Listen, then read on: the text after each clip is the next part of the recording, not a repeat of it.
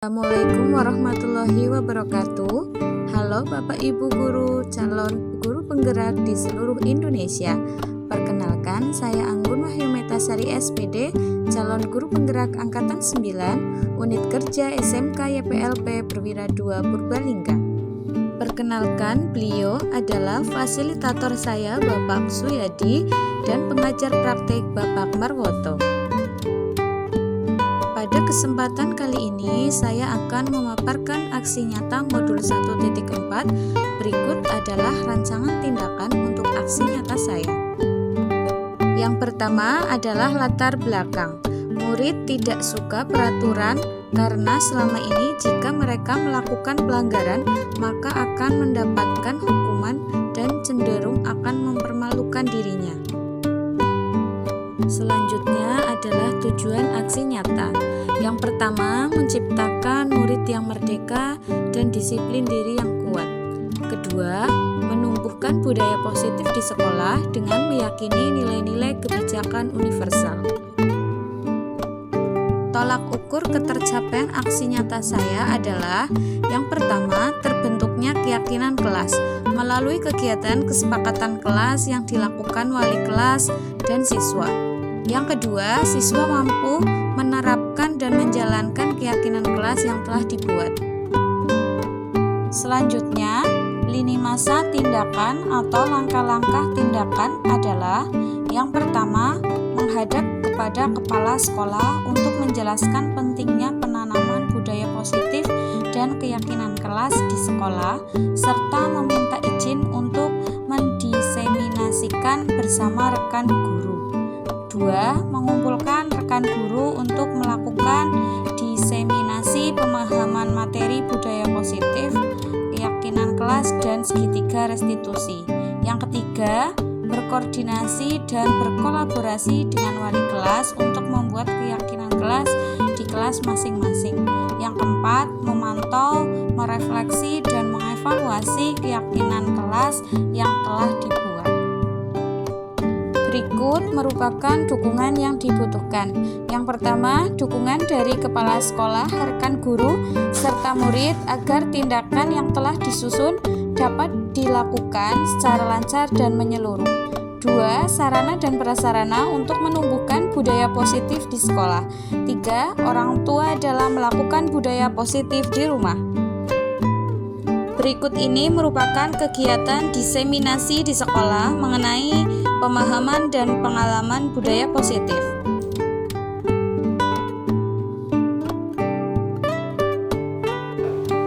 Assalamualaikum warahmatullahi wabarakatuh. Waalaikumsalam warahmatullahi wabarakatuh. Ya, terima kasih Bapak Ibu sudah menyempatkan waktu untuk mengikuti kegiatan saya dan mendukung saya untuk mengikuti kegiatan calon guru penggerak angkatan 9. Pada siang hari ini saya akan berbagi ilmu atau pengalaman yang sudah saya dapatkan selama mengikuti kegiatan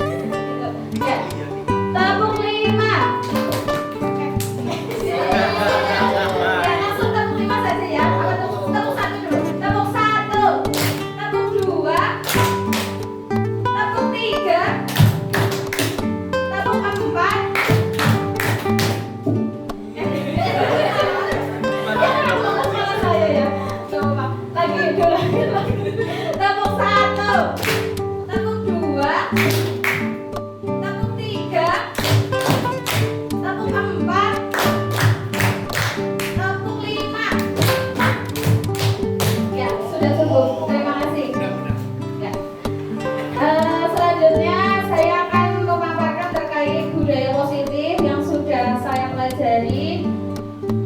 Yang pertama, adapun tujuan kegiatan pada hari ini yaitu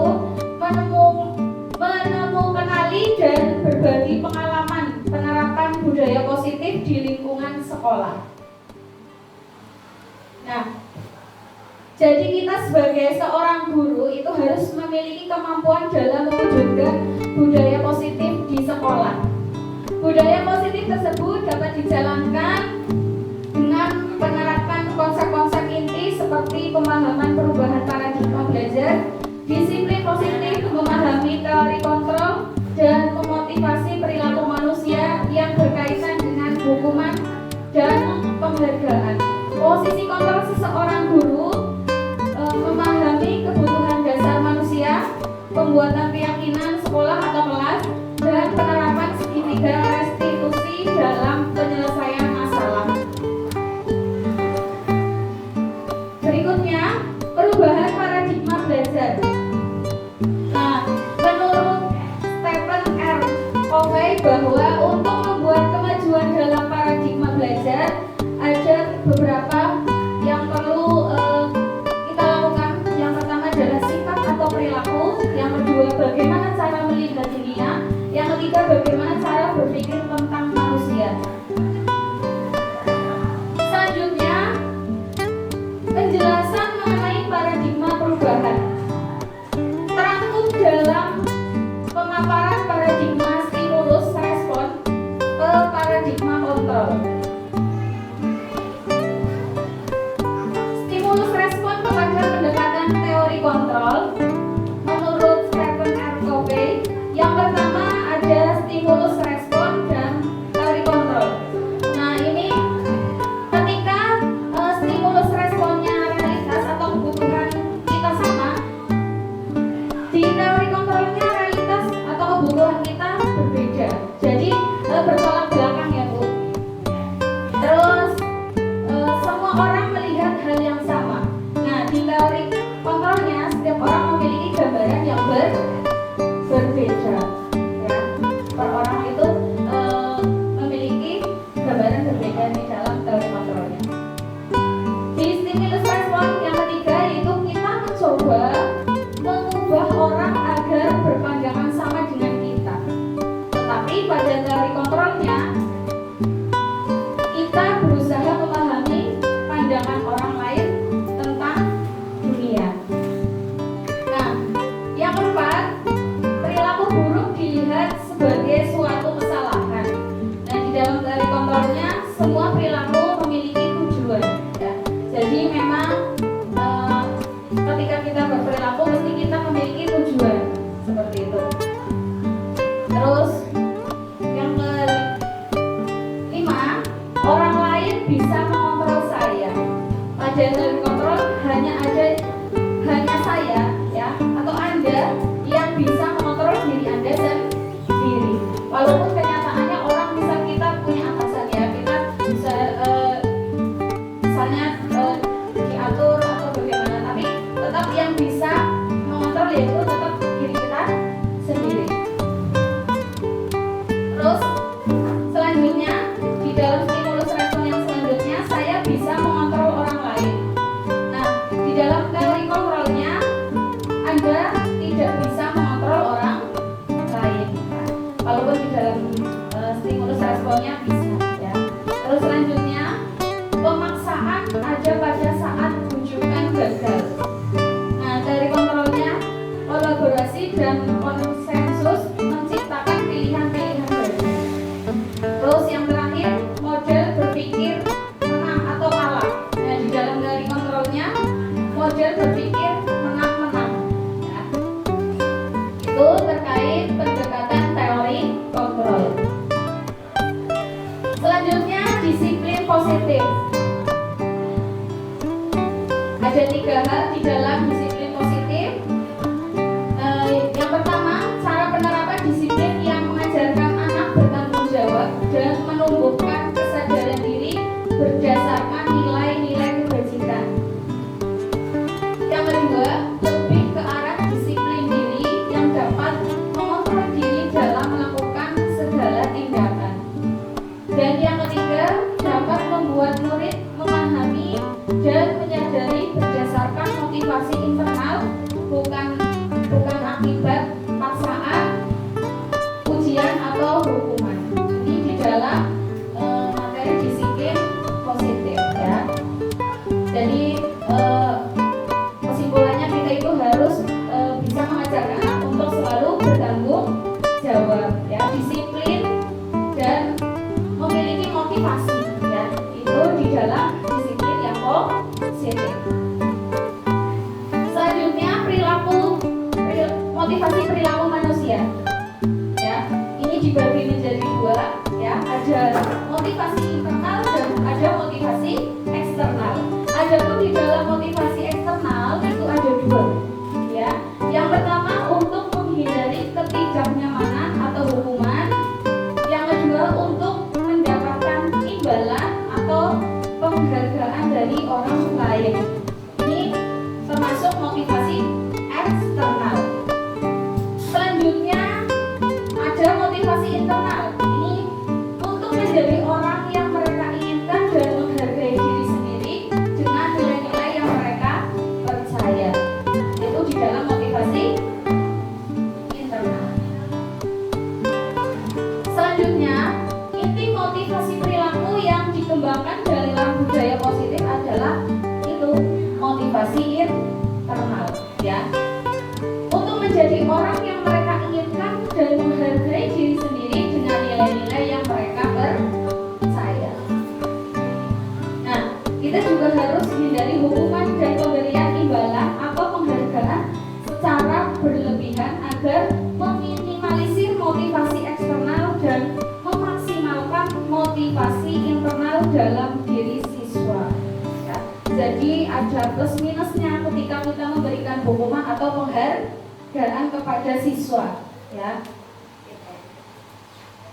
Jadi kalau kita sering memberikan hukuman atau imbalan itu ya, jadi kalau hukuman membuat siswa jadi nanti karena mental siswa itu berbeda ya Bapak Ibu. Jadi terkadang kalau kita memberikan hukuman nanti malah langsung down, ada yang diberikan diberikan penghargaan malah jadi tidak mulai berkembang lagi ya. Misal cukup seperti ini saja saya sudah mendapatkan penghargaan, nanti jadi tidak maksimal pengembangan diri siswa tersebut. Selanjutnya hukuman dan penghargaan. Nah ini tadi sudah sedikit saya singgung antara hukuman dan penghargaan. Penghargaan atau hukuman secara berlebihan adalah cara mengontrol perilaku seseorang yang dapat menghancurkan potensi untuk pembelajaran sesungguhnya. Jadi hindari hukuman dan pemberian imbalan atau penghargaan secara berlebihan agar meminimalisir motivasi eksternal dalam diri siswa. Itu kita sebagai guru harus jangan berlebihan ya.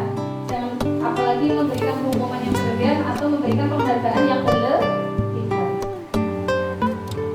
Selanjutnya kebutuhan dasar manusia. Ada 5 kebutuhan dasar yang harus dimiliki oleh manusia. Yang pertama adalah kebutuhan bertahan hidup ya. Yang kedua kasih sayang dan rasa diterima. Yang ketiga penguasaan. 4 kebebasan. Dan yang kelima kesenangan.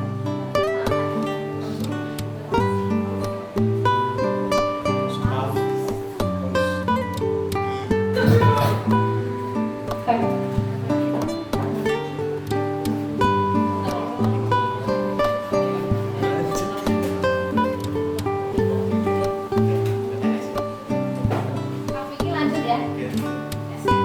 Ya, kita lanjutkan yang pertama tadi kebutuhan bertahan hidup ya. Kebutuhan bertahan hidup adalah kebutuhan yang bersifat fisiologis untuk bertahan hidup. Misalnya kesehatan, rumah, dan makanan. Ini adalah kebutuhan untuk bertahan hidup. Nanti Bapak Ibu sangat penting ini ya. Terus kebutuhan biologis sebagai bagian dari proses reproduksi termasuk kebutuhan untuk tetap bertahan hidup. Komponen psikologis pada kebutuhan ini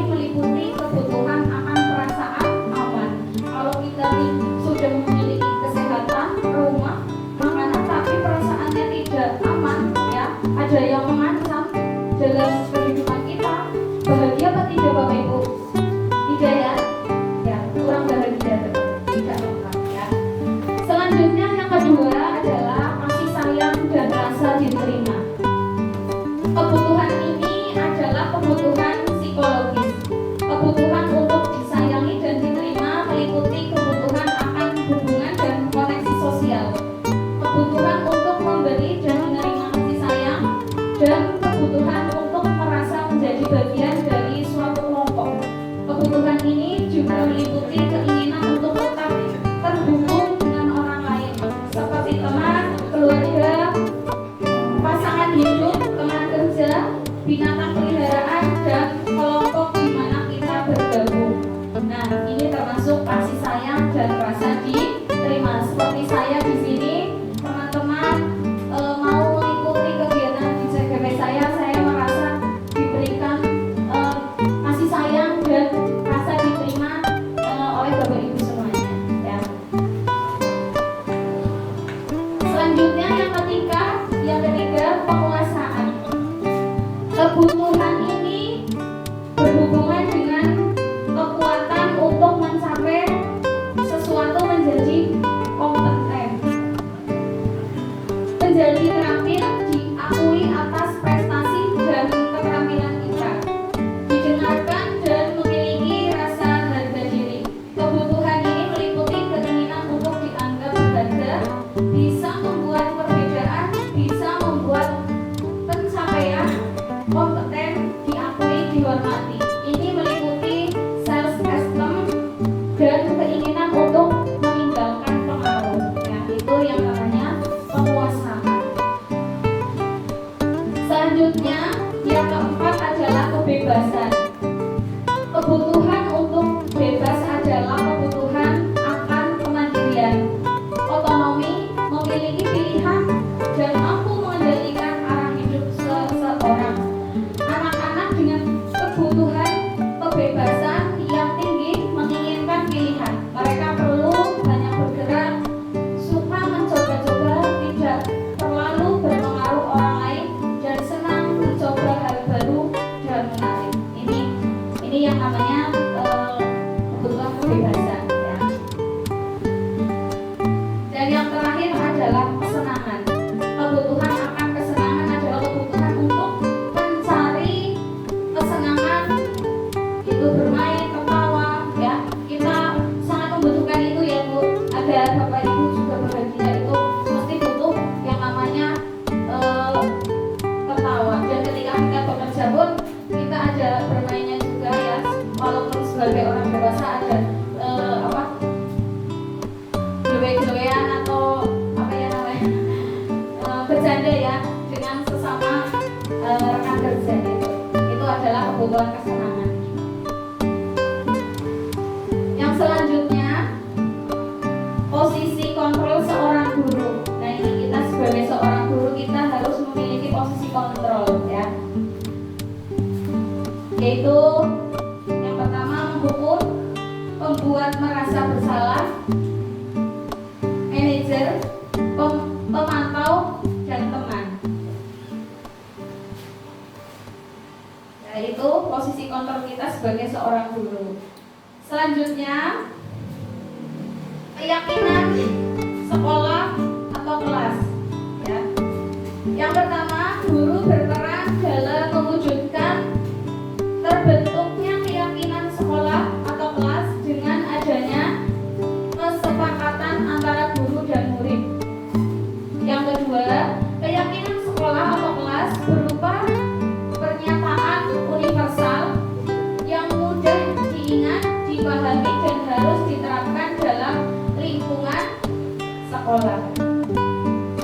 Jadi ada dua hal dalam keyakinan sekolah atau kelas. Nah, ini adalah penerapan keyakinan kelas yang sudah saya terapkan di kelas yang saya ajarkan, yaitu di kelas 10 TKR 1, yaitu guru berperan dalam mewujudkan terbentuknya keyakinan sekolah atau kelas dengan adanya kesepakatan antara guru dan murid. Jadi saya membuat kesepakatan dengan siswa ya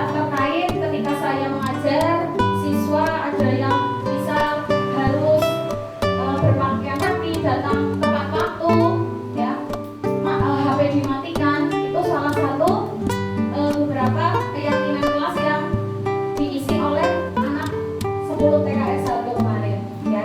Ini adalah keyakinan kelas yang sudah saya sampaikan.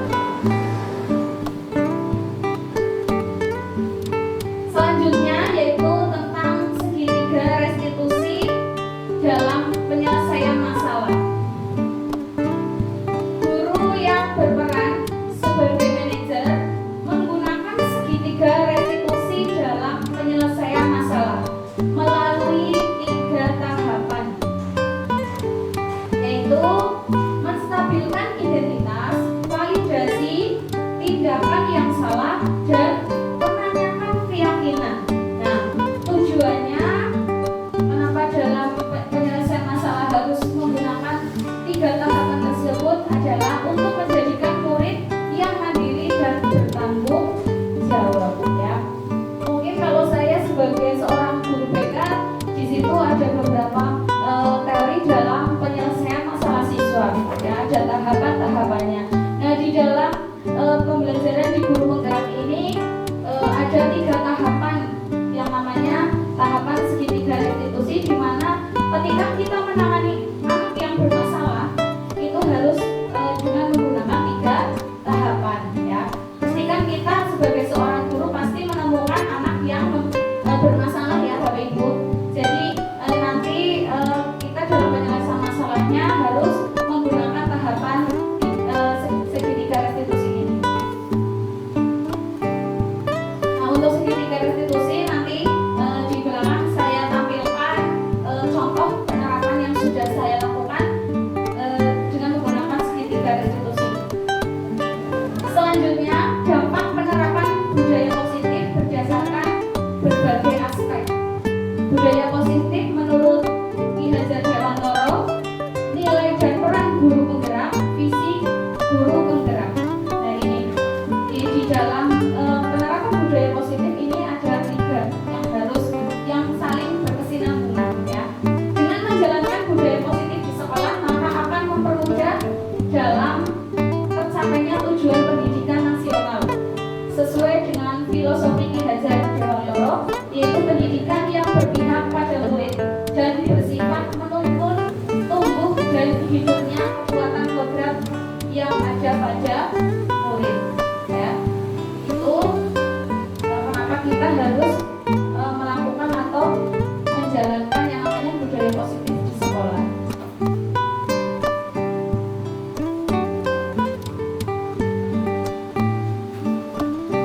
Yang kedua itu tentang nilai dan peran guru penggerak. Budaya positif dapat terwujud jika seorang guru memiliki nilai guru penggerak, di antaranya berpihak pada murid, mandiri, reflektif, kolaboratif, dan inovatif.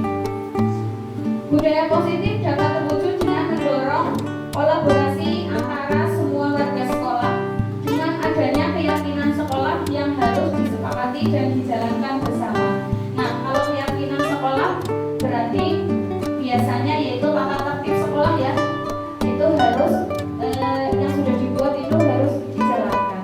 Dan ini perlu ada kesepakatan biar bisa terjalankan ya, tentang kesepakatan sekolah tersebut. Selanjutnya terkait visi guru penggerak, salah satu perubahan yang diinginkan sesuai dengan visi guru penggerak adalah terbentuknya budaya positif agar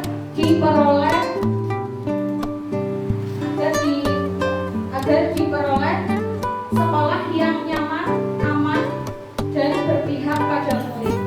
Untuk mewujudkan visi guru penggerak tersebut dengan pembuatan prakarsa perubahan sesuai filosofi Ki Hajar Dewantoro dan profil pelajar Pancasila. Ini terkait dampak penerapan budaya positif ya, dari 3 aspek ya, filosofi Ki Hajar Dewantoro, nilai dan peran guru penggerak, dan visi guru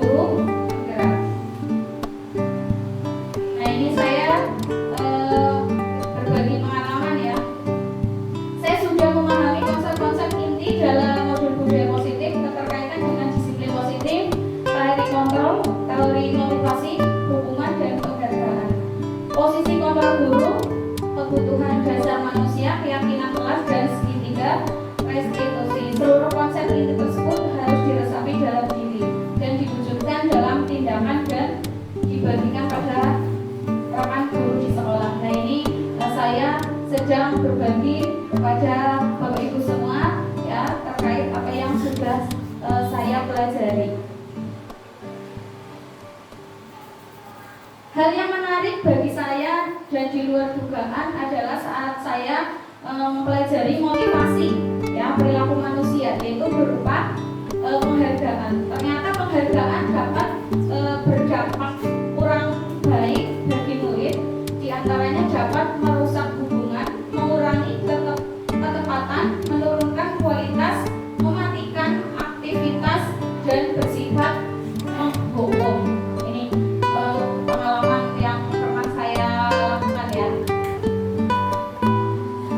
Nah, selanjutnya perubahan apa yang terjadi pada cara berpikir saya dalam menciptakan budaya positif di kelas, nah, maupun di sekolah setelah mempelajari modul mengenai budaya positif ya. Nah, ini Bapak Ibu, perubahan yang terjadi setelah saya mempelajari hal tersebut adalah saya menyadari posisi kontrol yang bisa saya lakukan adalah sebagai penghukum dan pemantau. Nah, seharusnya saya tidak sebagai penghukum dan pemantau, seharusnya sebagai manajer dengan cara menangani masalah dengan menggunakan segitiga restitusi tadi ya. Itu perubahan yang sudah terjadi selama saya mempelajari tentang materi budaya positif tersebut ya. Jadi sekarang saya dalam menangani siswa dengan menggunakan segitiga restitusi ya. Nah, ini kita tadi ada beberapa posisi kontrol ya, ada 5 ya. Nah, ini kita harusnya sebagai seorang guru itu ada di posisi kontrol manager ya, di mana guru berbuat sesuatu bersama murid, mempersilahkan murid mempertanggungjawabkan perilakunya dan mendukung murid agar dapat menemukan solusi atas permasalahannya sendiri. Nah, posisi manajer mengacu pada restitusi yang dapat menjadikan murid sebagai manajer bagi dirinya sendiri, sehingga tercipta identitas positif dan berhasil pada diri murid. Ini kita harus berada di posisi manajer ya, di dalam posisi menjadi seorang guru.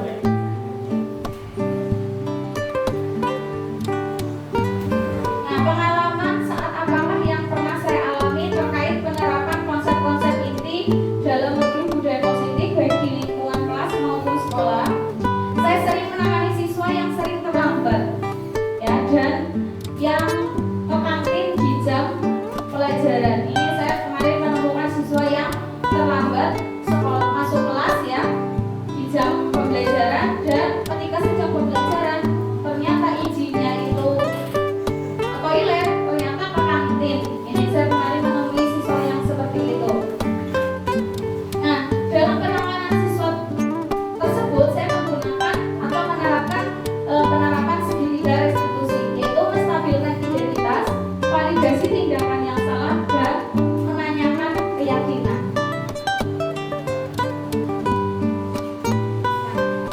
Perasaan saya sangat ketika belajar tersebut, perasaan saya sangat termotivasi untuk terus memperbaiki diri sesuai dengan nilai-nilai budaya positif di lingkungan seperti sekolah. Nah, selanjutnya hal yang sudah baik menurut saya ya, menurut saya sendiri ya, ketika saat ini adalah sudah mulai munculnya motivasi internal pada murid untuk melaksanakan budaya positif sesuai dengan nilai-nilai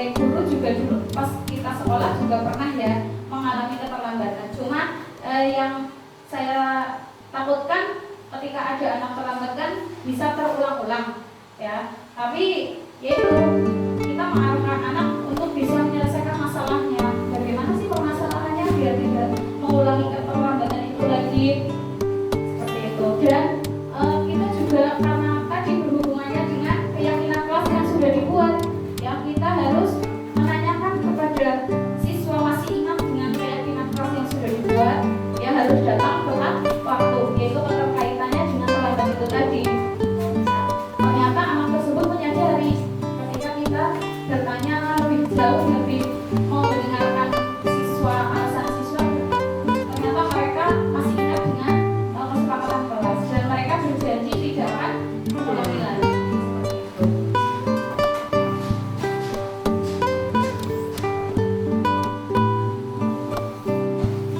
Selanjutnya, sebelum saya menaruh segitiga restitusi, sebelumnya saya sebagai guru BK sudah menerapkan ya dalam penanganan siswa, pernah menerapkan walaupun pernah memberikan hukuman ya atau sebagai pemantau siswa ya. Nah, pada tahap yang pertama itu tadi saya tadi sudah memberikan gambaran. Ketika kita menemukan anak yang melakukan pelanggaran, ya, yang pertama yaitu di dalam restitusi adalah menstabilkan identitas. Maka saya selalu meyakinkan kepada siswa bahwa tidak ada manusia yang sempurna. Artinya pasti setiap individu pernah melakukan kesalahan. Tetapi kan ketika kita sudah menyadari atau tahu apa kesalahan kita, seharusnya jangan diulang-ulang kembali seperti itu. Nah, tahap yang kedua di dalam segitiga restitusi ada tahap validasi kesalahan. Apa sih itu tahap validasi kesalahan? Nah, di tahap ini saya menanyakan kepada diri siswa untuk memvalidasi perbuatan yang dilakukan. Apakah tindakan yang dilakukan itu benar atau salah? Itu tahap yang kedua. Kalau tahap yang pertama tadi menstabilkan identitas, ya saya menanyakan alasannya. Yang kedua yaitu tahap validasi kesalahan, ya. Siswa merasa benar atau salah ketika sudah ketahuan melakukan kesalahan. Hal ini saya lakukan untuk membangkitkan rasa kesadaran diri atas perbuatan yang telah dilakukan siswa tersebut.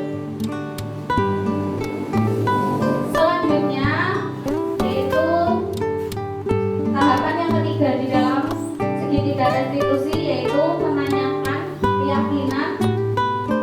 Nah, di dalam tahap menanyakan keyakinan kelas yang sudah dibuat, itu anak masih ingat apa tidak? Ternyata anak masih ingat. Nah, ini gunanya adanya dalam penanganan siswa menggunakan segitiga restitusi.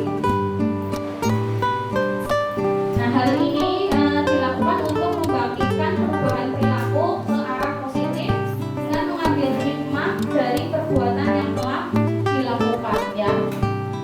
Biar siswanya menyadari dan tidak akan mengulangi kesalahan. Nah, di sini kemarin di tugas saya di demonstrasi kontekstual itu di dalam budaya positif saya sudah mempraktekkan ya,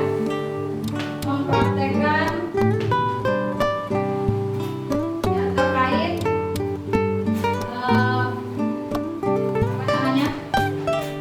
penerapan masalah siswa dengan menggunakan segitiga restitusi.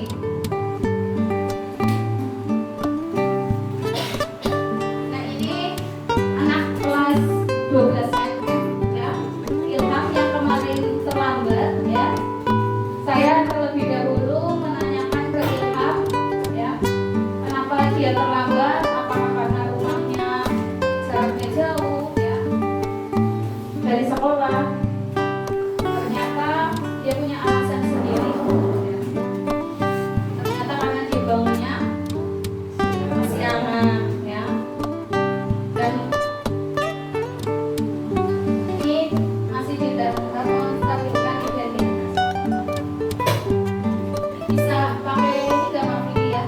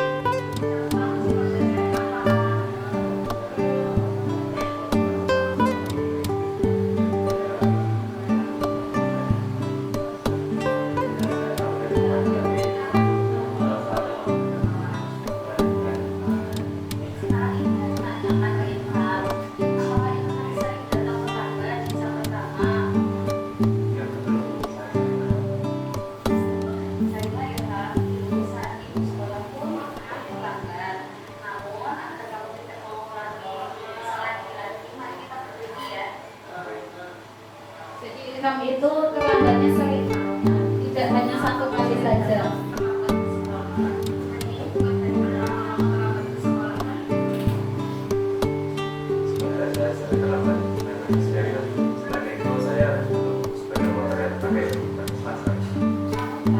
Ternyata sepedanya Ilham alasannya selalu dipakai ibunya ke pasar terlebih dahulu karena ibunya itu jualan sayur ya di rumah. Jadi untuk pajangan untuk belanja terlebih dahulu ke pasar.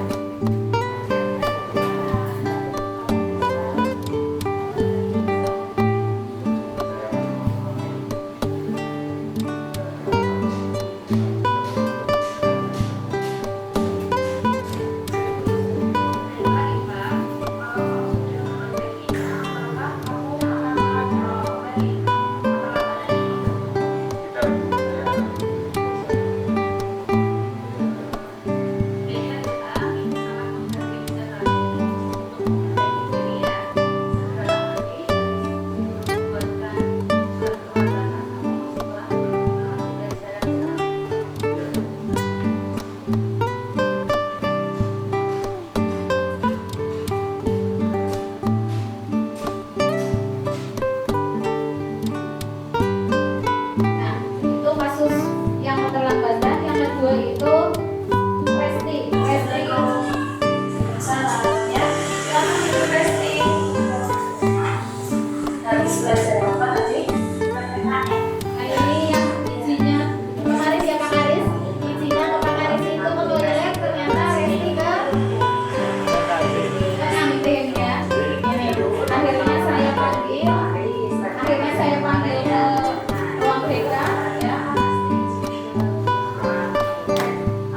untuk tanyakan yang sebenarnya.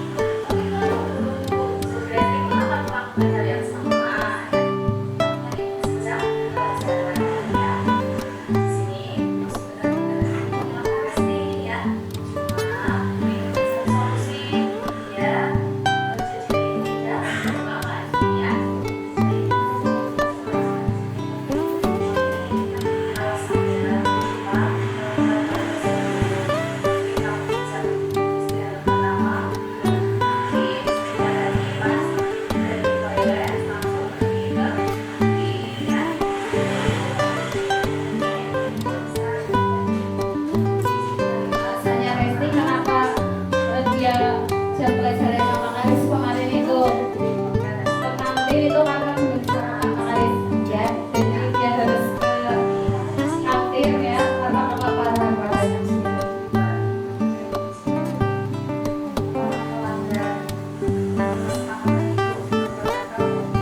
Nah, ini saya menanyakan apakah Resti melanggar kesepakatan kelas atau tidak.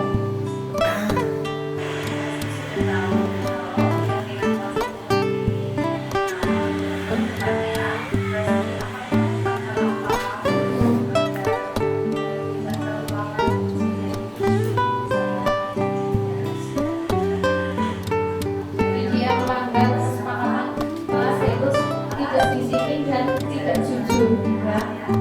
Seharusnya dia tidak berbohong kepada Pak Karis ya. Seharusnya kantin ke kantin ya, tidak bilangnya ke toilet akhirnya ke kantin. Nah, alasannya itu juga karena pas jam istirahat dia itu belum ke kantin karena menyelesaikan tugas yang diberikan.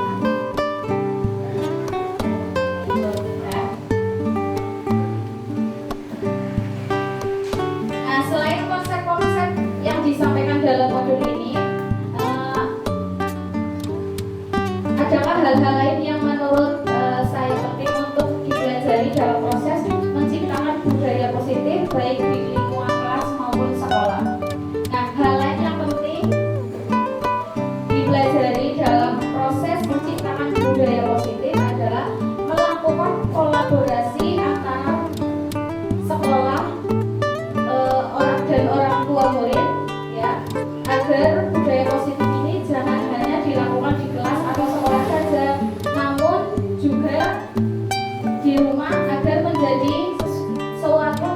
kebiasaan atau karakter saat berada di lingkungan sekolah atau di lingkungan dimanapun ya. Jadi penerapan budaya positif yang kita terapkan di lingkungan sekolah ini yaitu akan berdampak luas ya Bapak Ibu. Jadi ketika anak sudah terjun di masyarakat, di dunia kerja, nah hal kebiasaan positif itu bisa menjadi kebiasaan ya, atau bisa menjadi karakter bagi anak tersebut seperti itu. Nah, inilah gunanya kita sebagai pendidik, sebagai guru ya, selalu menerapkan budaya positif dan selalu menerapkan segitiga restitusi dalam penanganan siswa yang bermasalah seperti itu ya. Begitu Bapak Ibu terkait pemaparan saya tentang budaya positif di lingkungan sekolah. Mungkin dari Bapak Ibu ada yang mau bertanya atau memberikan masukan terkait materi saya pada siang hari ini. Silakan, mungkin ada yang mau bertanya.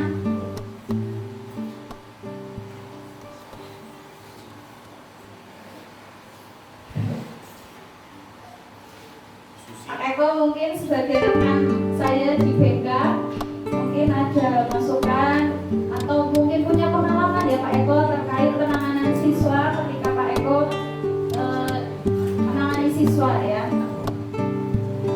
Mungkin mau berbagi pengalaman Pak Eko bagaimana dalam penanganannya selama ini.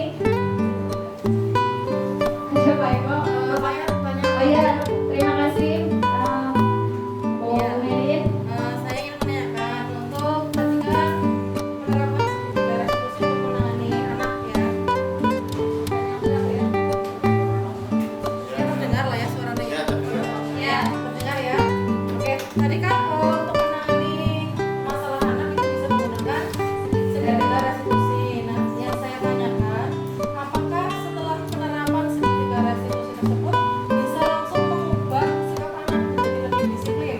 Seperti itu. Ya, terima kasih Bu Melin atas pertanyaannya.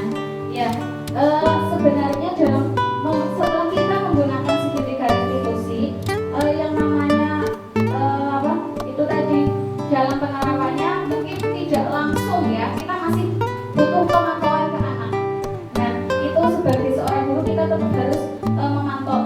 Tapi yang setelah saya lakukan ketika dengan Resti dan Ilham yang ditayangkan tadi contohnya itu alhamdulillah Bu Melin itu setelah saya menggunakan segitiga restitusi bisa berubah anaknya. Jadi setidaknya tidak berubah 100% tapi berkurang ya. Keterlambatannya yang biasanya dalam seminggu itu 5 kali sekarang cuma 1 kali. Itu kan perubahan yang luar biasa ya. Anaknya ketika kita tidak memberikan hukuman tapi memberikan bagaimana mengarahkan anak merasa bersalah ya, itu ternyata bagaimana menyelesaikan permasalahan dirinya mereka sendiri, ternyata membuat Ilham itu sadar bahwa dia itu merasa bersalah dan akhirnya dia sedikit-sedikit berubah untuk melakukan perubahan ketika saya sudah menerapkan segitiga restitusi tersebut. Begitu Bu Melin. Ya. Terima kasih ya Bu Melin. Mungkin dari teman yang lain pernah mungkin mengalami permasalahan atau apa di sekolah ketika dalam penanganan siswa mungkin, atau mau berbagi pengalaman tidak apa-apa. Mungkin Bu Arum, ada Bu Arum belum ya? Kak Linta mungkin mengalami belum? Ya ini terkait segitiga restitusi ya yang tadi ditanyakan oleh Bu Melin. Saya berharap teman-teman Bapak Ibu guru di sini bisa menerapkan proses penyelesaian permasalahan anak ketika Bapak Ibu mungkin mengajar di kelas dengan menggunakan segitiga restitusi ya, agar nanti kita bisa anak itu bisa menyelesaikan permasalahan sendiri dan kita tidak merasa bersalah ketika memberikan hukuman kepada anak seperti itu.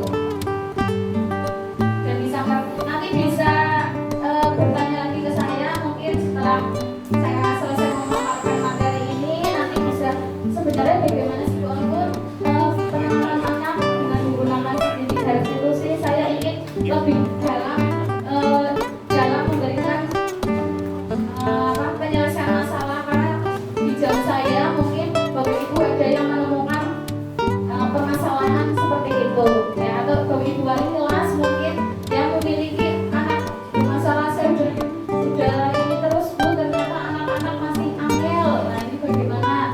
Boleh nanti kita berdiskusi bersama ya, karena saya di CDP Angkatan 9 saya juga dokumenin ya, kita bisa saling berdiskusi, berkolaborasi ya Bu Melin dalam penerapan budaya positif di lingkungan sekolah kita.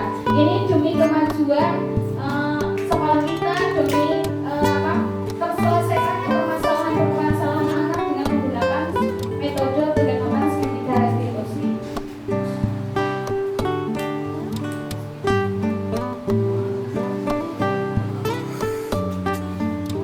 Mungkin Bapak Ibu ada yang memberi masukan atau sudah cukup?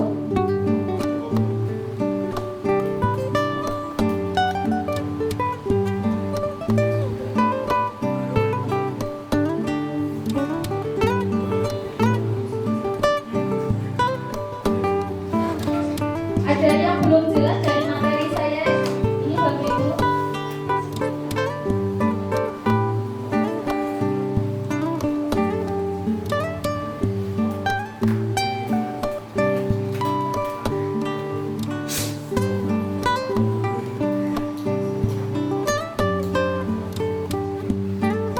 Mungkin Pak Maslam yang sebagai senior kami di SMK ada yang mau ditanyakan terkait materi atau memberi masukan untuk saya Pak?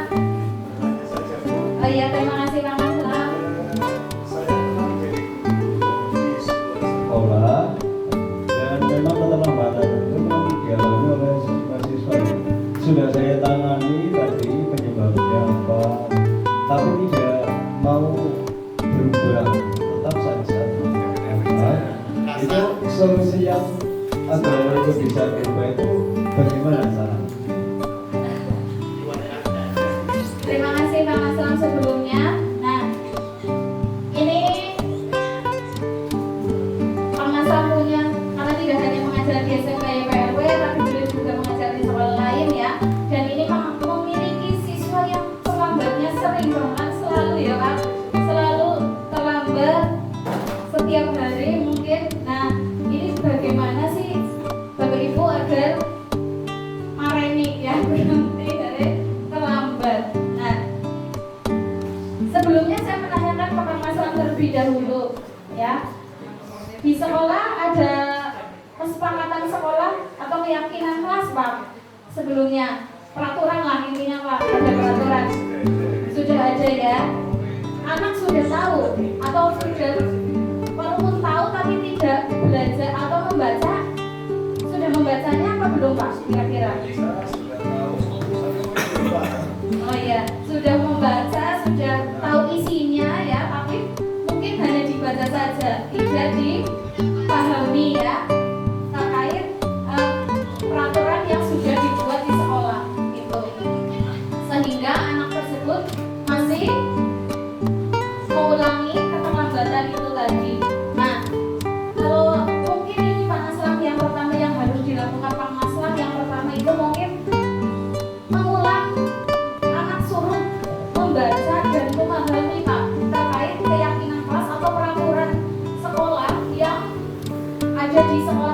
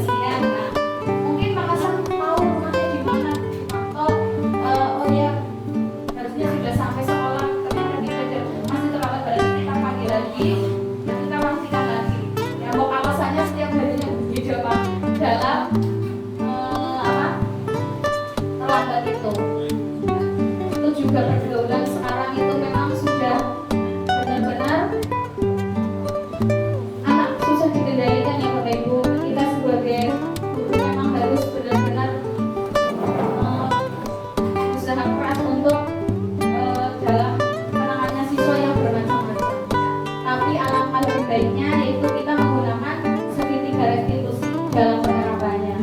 Berusaha menggunakan segitiga restitusi terlebih dahulu ya, sebelum melangkah ke hal yang lainnya. Syukur-syukur dengan segitiga restitusi bisa terselesaikan seperti yang kasusnya Ilham kan bisa. Gitu ya Pak Nasam. Oke.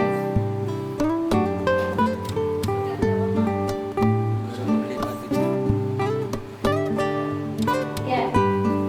Begitu Bapak Ibu, mungkin ada yang mau menambahkan lagi, punya pengalaman seperti Pak Naslam.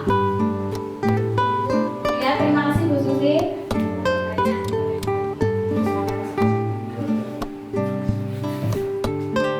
Ya Bu Agus, saya ingin bertanya untuk tahapan keyakinan kelas apa saja ya Bu Agus? Bisa dijelaskan?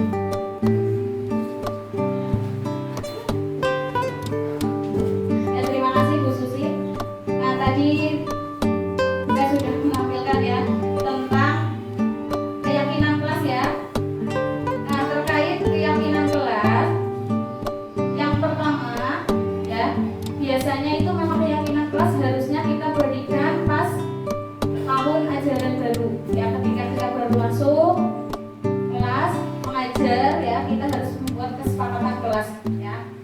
Nah, tahap yang pertama yaitu kita bilang ke anak-anak dulu bagaimana agar pembelajaran yang Bapak Ibu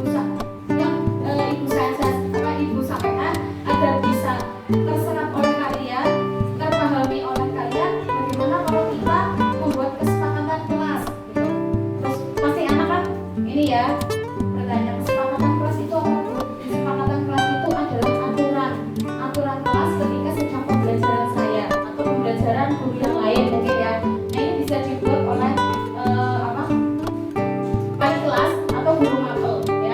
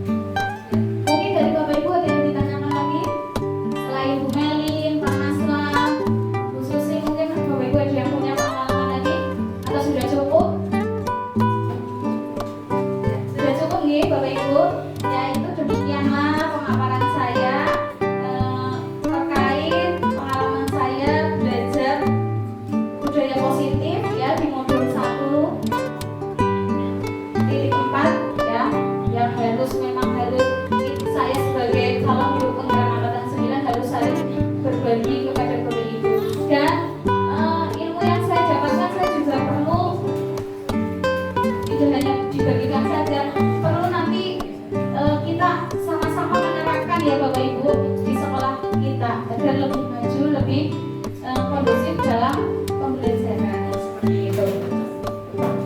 Terima kasih atas waktunya yang sudah diberikan kepada saya untuk memaparkan materi tersebut. Semoga nanti ke depan saya bisa berbagi ilmu yang lainnya juga. Terima kasih. Wassalamualaikum warahmatullahi wabarakatuh.